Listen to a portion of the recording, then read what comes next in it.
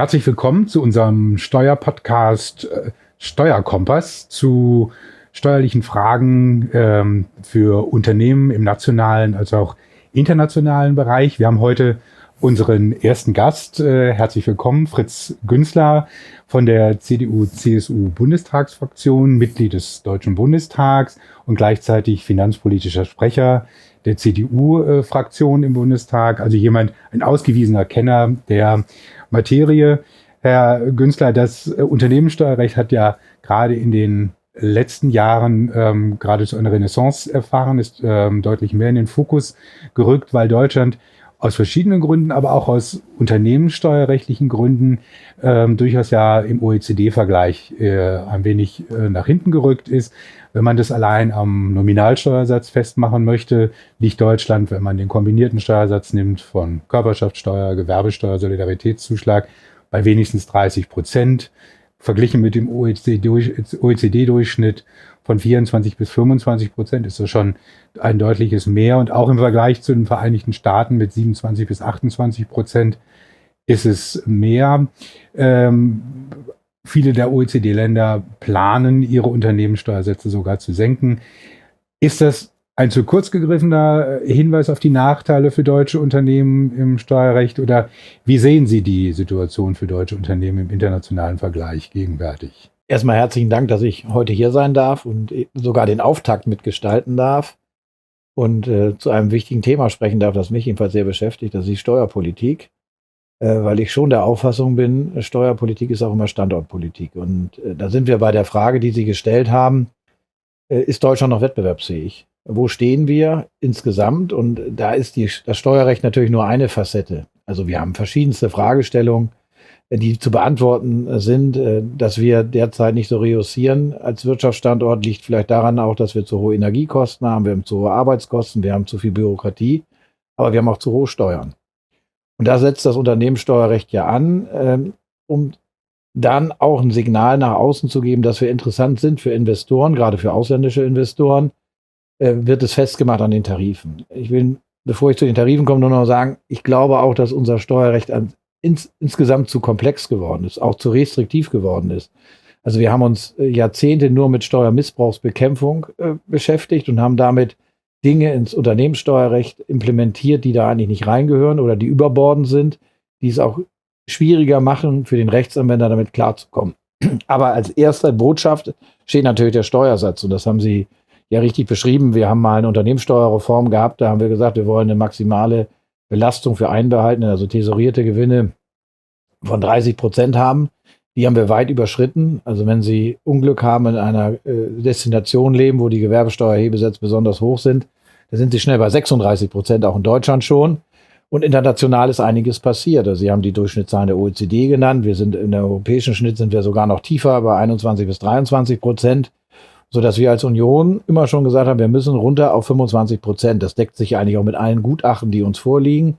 Und den Schritt gehen wir jetzt, indem wir gesagt haben, wir werden die Körperschaftssteuer senken. Leider nicht so früh, wie ich es mir gewünscht hätte. Wir fangen 2028 an, 1 Prozentpunkt bis 2032 runter, sodass wir bei dann 10% liegen, plus Gewerbesteuer, auch noch ein Sonderthema in Deutschland, mit Pi mal Daumen 15% sind wir bei den 25%. Ich glaube, das ist eine richtige Signalwirkung. Und die Gespräche, die wir führen, zeigen uns gerade bei ausländischen Investoren, dass das wahrgenommen wird. Deutschland senkt die Unternehmenssteuern, das ist die Überschrift, aber damit dürfen wir nicht aufhören. Also wir haben noch Strukturdebatten und so weiter, darauf werden wir vielleicht nachher noch kommen. Aber ich glaube, diese Signalwirkung ist dieser Koalition gelungen und dass wir dieses Gesetz, wir sind im Mai in die Regierung gekommen, also am 6. Mai letzten Jahres ist der Bundeskanzler gewählt worden und wir haben Anfang Juli das Gesetz im Gesetzesblatt gehabt. Also so schnell habe ich noch nie ein Steuergesetz umgesetzt gesehen. Wenn ich da doch nochmal nachhaken darf aus unserer Praxis, die uns jeden Tag begleitet. Wir haben viele Technologieunternehmen, aber auch viele Startups, die zu unseren Mandanten zählen.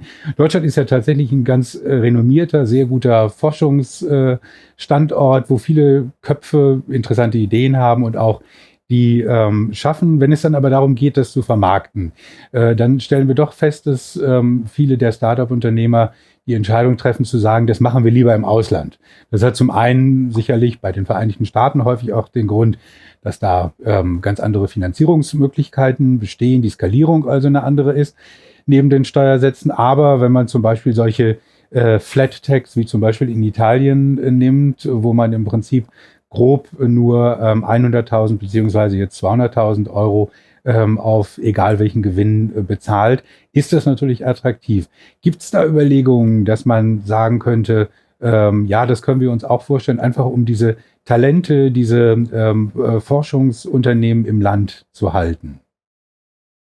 Eher nicht, muss ich ganz offen sagen, weil ich glaube schon, wenn wir von der Einkommensteuer kommen, wir sprechen ja von so einer synthetischen Einkommensteuer, das heißt, es ist egal, wo die Einkünfte herkommen, wollen wir sie gleich besteuern. Wir haben dann den Sonderfall der Kapitalgesellschaften, die wir über die Körperschaftsteuer abwickeln, dann bei Ausschüttung dann über auch die Einkommensteuer. Ich glaube, das wird nicht der Punkt in Deutschland sein, dass wir Sondersteuermodelle, Schedulen schaffen. Also haben wir meines Erachtens schon im Einkommensteuerrecht viel zu viele Schedulen in dieser Hinsicht. Also ich wäre eher da, wenn Gewinne da sind, müssen sie auch besteuert werden. Wir müssen sie, aber zum Gewinn, der besteuert wird, also besser gesagt, die Steuerlast ist ja Bemessungsgrundlage mal Tarif. Also über den Tarif haben wir eben gesprochen, da machen wir was. Und wir müssen dann uns über die Bemessungsgrundlage unterhalten und über die Steuerbürokratie. Das ist, wenn ich mit Unternehmern rede, die sagen, ja, schön, Fritze Günzler, dass du da den Steuertarif senkst, das kommt uns auch zugute. Aber was wir brauchen, ist eigentlich eher, dass dieser Dschungel, dieser Steuerbürokratie-Dschungel, wenn ich an das AStG denke und sowas, abgeräumt wird. Und da sollten wir ansetzen. Und bei Start-up-Finanzierung müssen wir meines Erachtens sagen, dass wir eine Verbesserung bei der Verlustverrechnung bekommen. Also das typische Start-up beginnt ja nicht gleich damit, dass man hohes zu versteuerndes Einkommen hat, sondern eher einen Verlust hat. Und wenn wir sehen, wie restriktiv unsere Verlustverrechnung nach hinten, aber insbesondere auch nach vorne ist mit der Mindestbesteuerung, müssen wir daran arbeiten, aber auch für Investoren. Wenn sie investiert haben und das Modell funktioniert nicht so, dann haben sie entweder gar keine Verlustverrechnung, wenn sie unter ein 8b KStG fallen, oder sie haben eingeschränkte Verlustverrechnung. Also ich glaube, wir müssen an diese Verlustsituation ran. Das sind ja alles Dinge, die auch bezahlt worden sind. Also bei manchen, ich glaube, habe ich das Gefühl, die verstehen gar nicht, dass die sagen, der Verlust kommt irgendwie vom Himmel, aber den hat ja mal jemand finanziert. Es ist ein realisierter Verlust. So, und dann, und wenn wir dann auch Verlustvorträge haben, ist es ein latenter Steueranspruch gegenüber dem Staat. Und bevor ich den Unternehmen mit anderen Zuwendungen helfe, würde ich ja erstmal diesen latenten Steueranspruch auszahlen, um dann zu helfen. Also ich glaube, wir müssen in diesem Start-up-Bereich noch einiges mehr machen.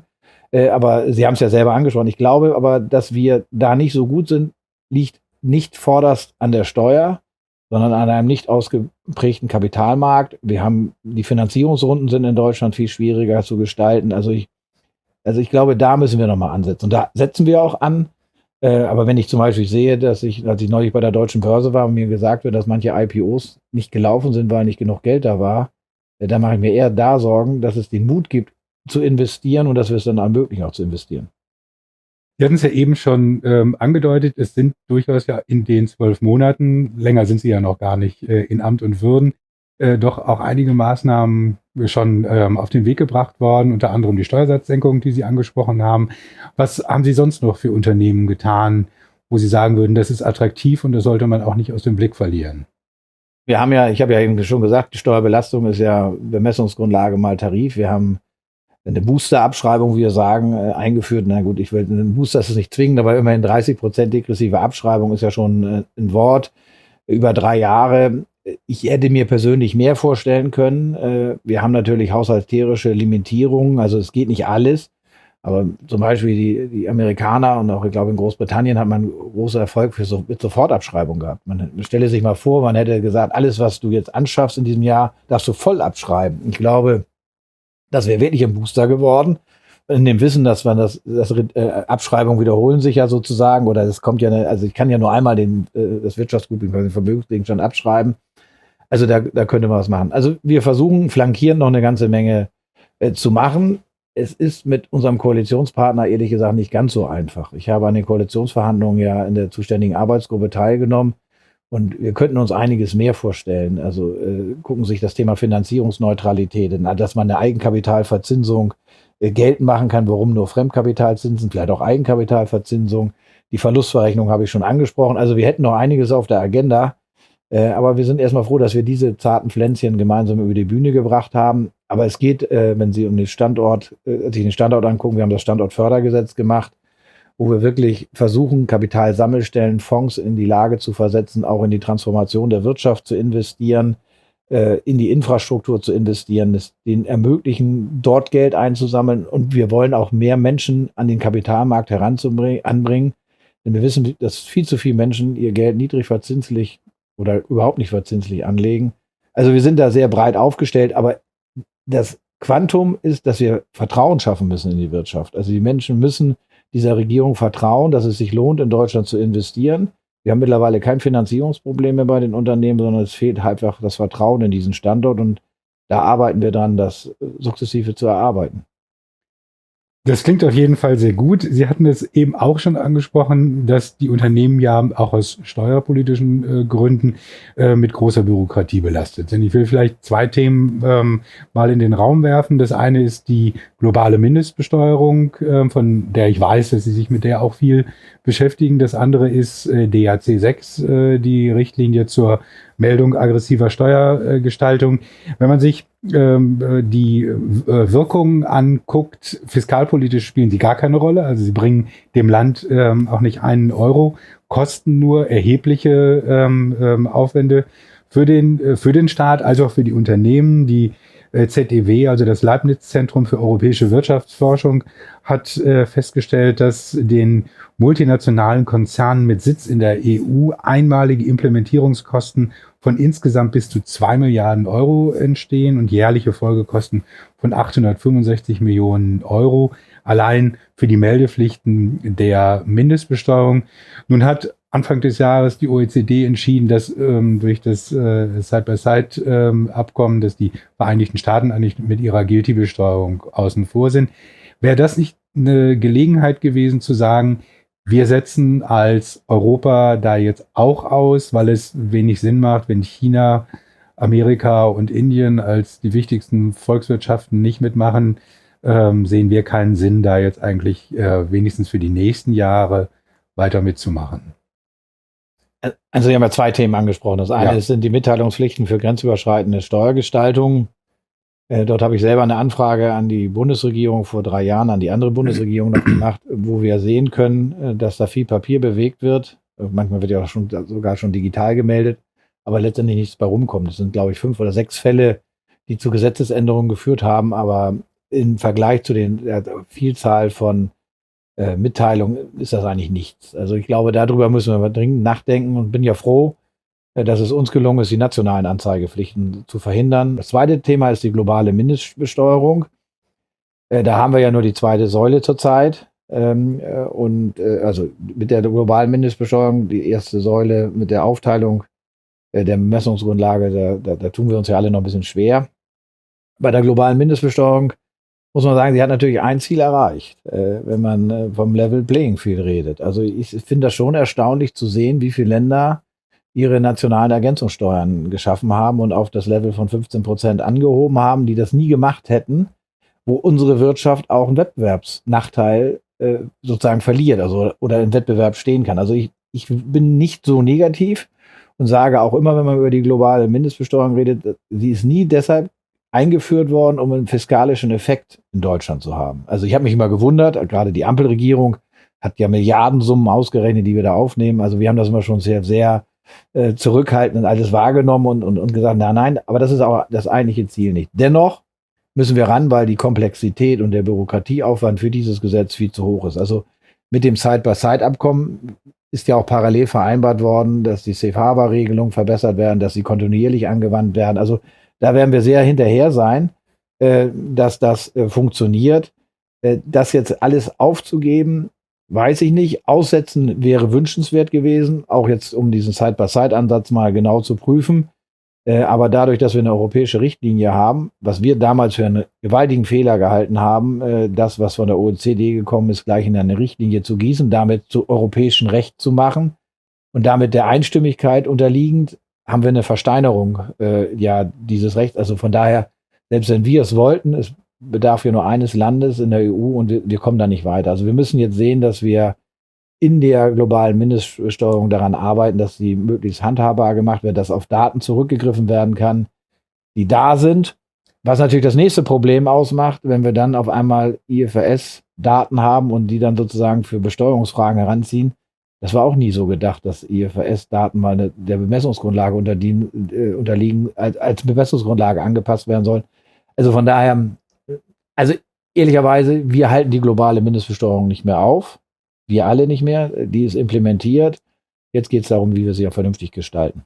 Wenn Sie jetzt einen Ausblick geben sollten für Unternehmen, die in Deutschland aktiv sind, was würden Sie unmittelbar ändern, wenn Sie es allein entscheiden könnten?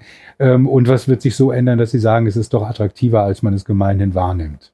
Also ich glaube, Deutschland ist nach wie vor ein attraktiver Standort. Also wir haben Probleme in der Infrastruktur, aber die ist immer noch besser als in manchen anderen Land. Wir haben super Fachkräfte, zu wenige teilweise, da werden wir noch welche ranholen müssen. Also wir haben Rechtssicherheit, auch das sollte man nicht vergessen. Also ich meine, das sind ja auch Punkte, die wir heranführen müssen. Aber wir brauchen natürlich ein besseres Investitionsklima. Ich habe eingangs schon gesagt, wir müssen an die Energiekosten ran, wir müssen an die Arbeitskosten ran, wir müssen an die Bürokratie ran und an die Steuerkosten ran. Aber insgesamt wird es sich immer lohnen, in Deutschland zu investieren. Und wenn ich persönlich rangehen dürfte, ich würde mich mit der Gewerbesteuer beschäftigen, weil die Investoren, die Sie im Ausland begleiten, die verstehen die Gewerbesteuer vermutlich genauso wenig wie meine Mandanten. Das ist ein absoluter Fremdkörper. Und dass wir da eine eigene Bemessungsgrundlage haben. Also wenn ich was wünschen dürfte, würde ich diese Gewerbesteuer mal entfernen und ein vernünftiges Zuschlagsrecht auf die Einkommensteuer bzw. Körperschaftsteuer für die Kommunen machen, sodass die natürlich auch leben müssen. Also wir wollen alle vor Ort Schwimmbäder haben, wir wollen kulturelle Einrichtungen haben. Aber die Finanzierung über die Gewerbesteuer, das sieht man übrigens auch bei der globalen Mindestbesteuerung, gibt es zwei große Probleme. International kann man mit unseren Personengesellschaften nicht umgehen und zweitens kann man nicht damit umgehen, dass wir eine Gewerbesteuer haben.